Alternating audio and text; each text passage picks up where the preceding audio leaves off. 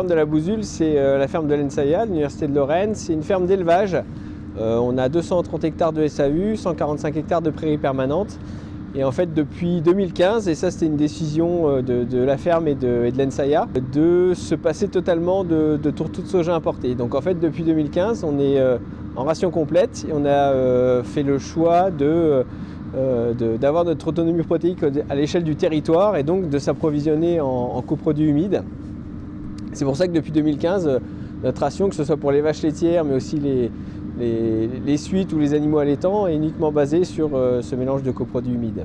Et en fait, on a calculé avec un groupe d'étudiants que de passer à cette ration mélange de coproduits humides qui était issu du territoire de la région Grand Est finalement, donc tous les coproduits viennent de moins de 170 km de la ferme, ça nous permettait d'économiser à peu près 230 kg de CO2, l'équivalent de 230 kg de CO2 par vache et par an, ce qui représente pour une ferme comme la nôtre à peu près 16 tonnes de CO2 par an d'économiser.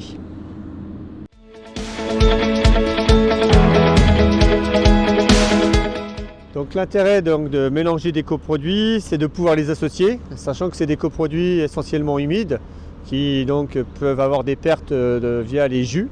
Et donc sur la ferme de la Bousule, on les associe à l'ensemble des autres ingrédients de la ration, donc le maïs, l'ensilage d'herbe, afin de pouvoir proposer un seul silo et donc un seul front d'attaque.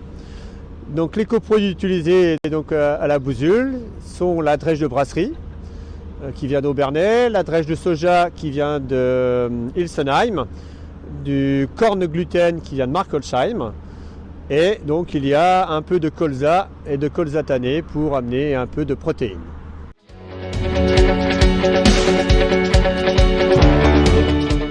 Ici, à la ferme expérimentale de la Bousule de l'ENSAIA, on va tester deux modes de distribution différents des coproduits.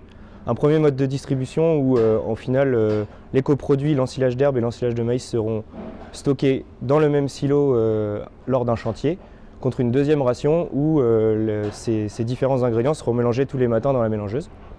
Et l'idée, c'est de pouvoir mesurer ensuite les performances laitières des animaux, donc la production laitière, les taux, donc taux butyreux, taux protéiques, et puis aussi les émissions de méthane entérique des animaux grâce aux deux appareils qu'il y a juste derrière moi. Donc ces appareils, ça s'appelle des green feed, ce sont en fait des distributeurs automatiques d'aliments qui permettent de mesurer la quantité de méthane émise lors de la visite des animaux. Et donc on pourra aussi, grâce à ces appareils, connaître la différence d'émissions de méthane entre les deux types de rations.